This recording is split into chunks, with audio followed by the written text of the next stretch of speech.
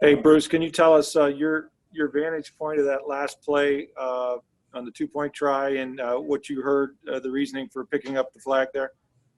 The ball hit Antoine in the back. I mean, it was to me there was no pass interference. I thought it was a good call. I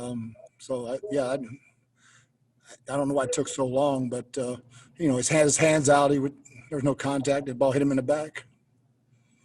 What can you say about this game and just how you got to be ready to play every game, but your defense rose to the occasion and Tom rose to it with those 2 touchdown passes late?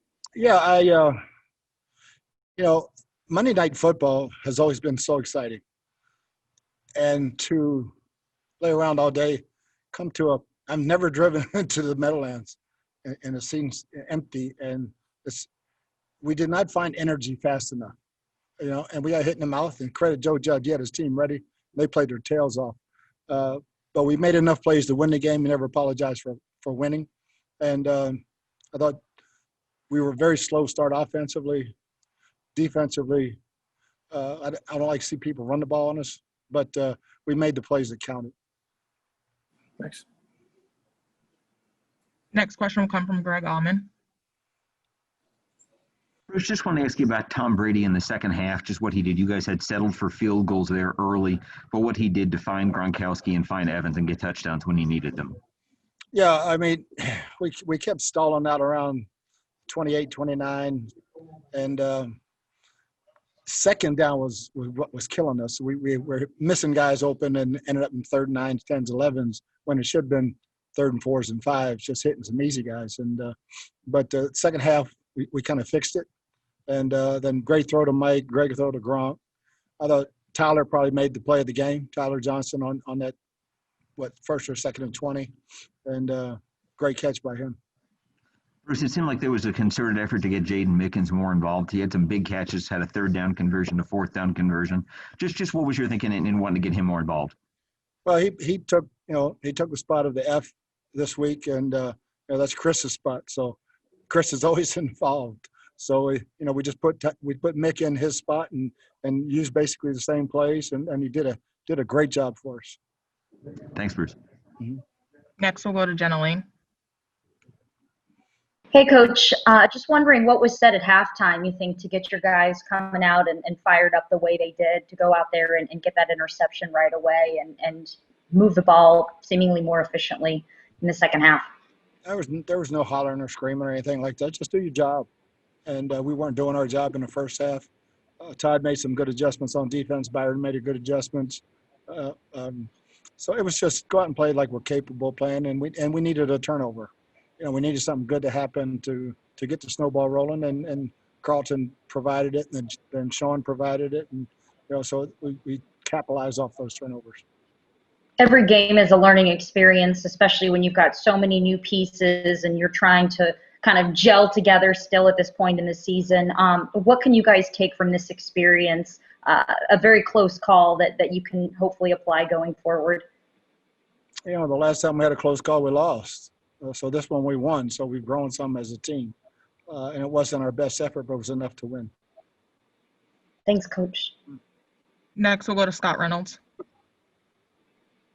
Hey, Bruce, congrats on the win. Last year, you guys lost on a missed field goal. What does it say about Ryan Succop to hit all 4 of his kicks tonight? I'm sure you'd rather him kick extra points than field goals, but 4 of 4 from the night and then hitting the extra points when you put him out there. Yeah, no, it's kind of a tricky win, but he's a veteran dude, and that's what I love about him. He doesn't blink. He just goes out and gets his job done, and he had a heck of a game. It was definitely a game ball worthy game, that's for sure. And when it came to running the ball, you guys found a kind of tough sledding between the tackles against the Giants' defensive tackles and Blake Martinez. What prompted you guys to run the ball so much on first down between the tackles when it seemed like you guys were getting just no yards, 1 yard, 2 yard? Just continue to do it because the play action was setting it up. But it's a good defensive front, but you got to run the ball. I mean, you can't just start throwing it all over the place. Thank you, Bruce. Mm-hmm. Next, we'll go to Sarah Walsh.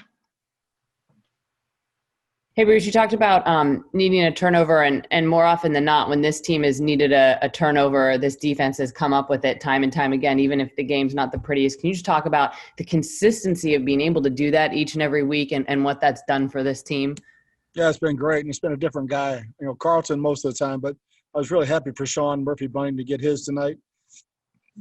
Jamel had his hands on one. Gosh, Levante had one. Anytime you drop an interception, something bad is going to happen. But the guys just kept hanging in there and played every play. But yeah, turnovers have been huge for us. Next, we'll go to Dan Lucas. All right, Coach. You mentioned the turnovers there for the defense. The final drive, they converted 2 4th downs. And what did you see on those plays? And was it disappointing that it came down to having to make a stop on a 2-point conversion in the end? Yeah, I mean, we lost contain on one, let him get out of the pocket.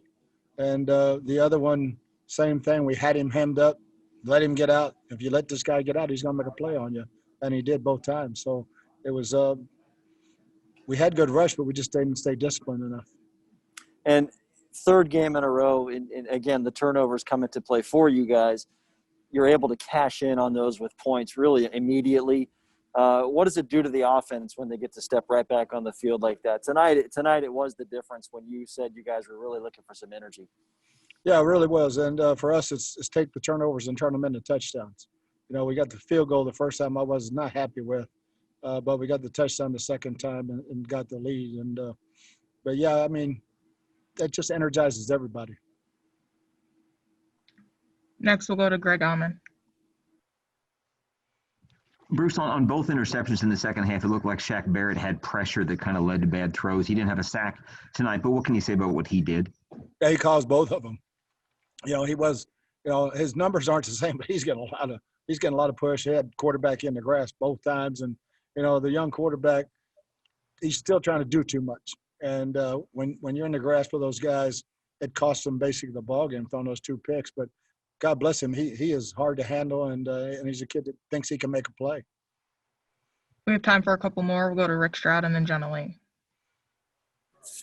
Bruce, Tom Brady said before the game, you actually talked about this last night on how, you got to come out ready to play, that these guys on Monday night are going to be fired. Can you just tell us what you told your team about, this could happen? They're have to pay attention to the record or whatever. Basically, there's an old adage about assuming. I can't go into the whole thing, but it was written on the blackboard. And, just remember last year in the second half, coming out of halftime, we assumed we had a game won, and we blew one. And, this one we won. But basically that was it. And it didn't backfire, thank God. Last question will come from Jenna Lane. Yeah, Coach, your young rookie, Antoine Winfield Jr., just continues to get more and more talk and attention. What can you just say about the season that he's had, and for him to be able to go out there and make a play like that in the final moments of the game to secure the win? What can you say about the job that he's done? Yeah, he's been consistent since the day he's gotten here. He verbalizes so much out on the field, which most rookies just will not do. And even second-year players, but he's talking, he's communicating. He's a baller. I mean, he's got it in his bloodlines, and there's no stage that's too big for him.